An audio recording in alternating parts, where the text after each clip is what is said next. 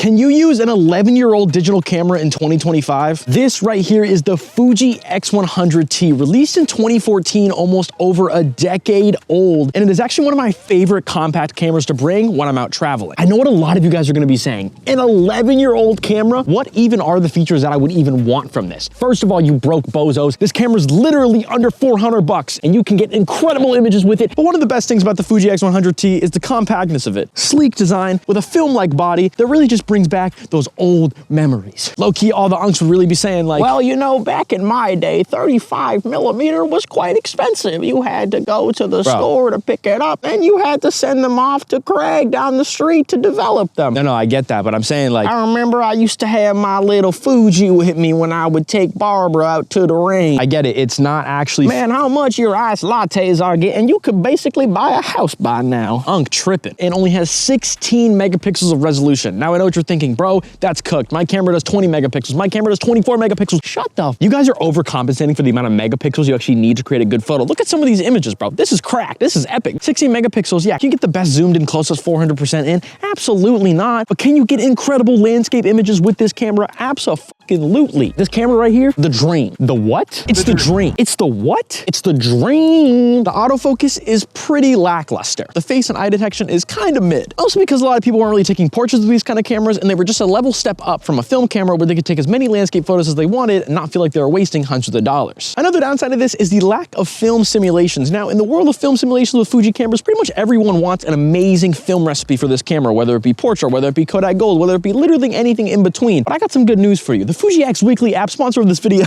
Could you fucking imagine if I had Fuji sponsoring this video with a fucking 11-year-old camera? The Fuji X Weekly app has incredible recipes, and also their website has some kick-ass recipes as well, but I use the app for easeability. Quite literally what I'm saying is this camera is not mid, and people are stressing about new cameras in this day and age, and bro, you don't need a new camera. You don't need one. Let me tell you something. Let me tell you something. You do not need a new camera. Oh, did I mention this shit's got Bluetooth? Bluetooth? This shit's got Bluetooth? Now listen, you cannot play Roddy Rich through this Fuji X100T, but you can safely upload your photos from your camera directly to your phone, and every phone works with it. Let's get the into this video. All right, we're gonna turn this puppy on. We're gonna walk around and use this Fuji X100T. I'm gonna see what this shit is all about. We're gonna go for a little Kodak Gold kind of sim. You know what I'm saying? We're gonna go for a little Kodak Gold sim. I like this tree. I'm fucking with this tree real quick. Freaking listen to this.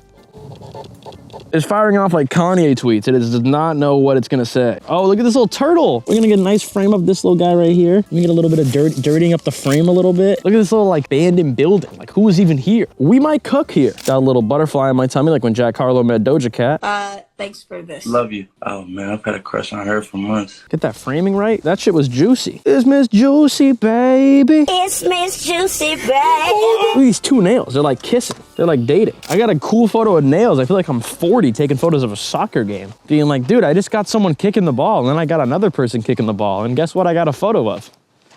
Someone kicking the ball. Ooh, look at that. Look at this. Do you see that sun flaring? That shit rocks. Hold up, that's kind of hard though. Chat, this is what I mean. An 11-year-old camera can actually take images that are cool, much better than your $2,000 camera if you don't know what you're doing with. Half these people buying these cameras are like, bro, I'm buying it for the dynamic range. You built like dynamic range. Ooh, let me get closer, but I gotta get farther away. I'm like a situationship. Oh, wait, that's clean. That's clean. All right, yo, what's up guys? Luke from the editing board of editing these photos. I gotta say, end of this video, these photos came out amazing. I truly did like how these look. Ignore how I look. I literally just woke up and I'm right down to editing this video to get it out for you guys today. But honestly, I really do think that this camera took incredible photos, and I have to give it to Fuji for a 16 megapixel camera. A lot of these images have tons of detail. I mean, look at the close-ups of these. Some of these you can zoom in directly into the flower, and bro, I can literally see where the bee would land. But no, seriously, the Fuji X100T actually killed this test photos with everything, and it leads me to the end of this whole entire video, essentially saying you don't need the most expensive camera. You don't even need the most affordable camera. You just need the camera that you like the most. And spec-wise, you don't really need to stress about that much. You know, the megapixels, how much dynamic range,